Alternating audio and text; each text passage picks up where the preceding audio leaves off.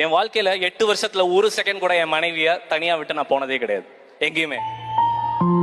நான் ஷாருக் சாருக்கு ஃபோன் பண்ணி சொல்றேன், sir happy news sir, we are பிரெக்னன்ட்ன்றேன்.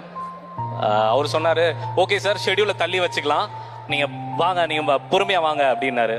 சரின்ட்டு போனை வச்சுட்டு சார் ஓகேன்னு சொல்லிட்டாருன்னும் போது என் மனைவி சொன்னாங்க, நான் இது வெறும் 9 மாசம் தான், நீ 3 வருஷமா சுமந்துட்டு இருக்க, நீ போ ஷூட்டிங்க்கு, பரவாயில்ல நீ போயிட்டு வா பாத்துக்கலாம்னா.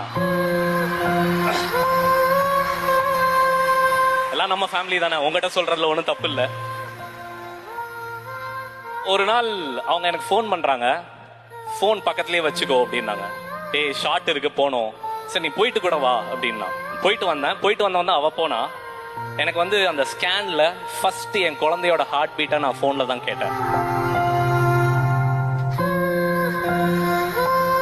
தேங்க்யூ பிரியா.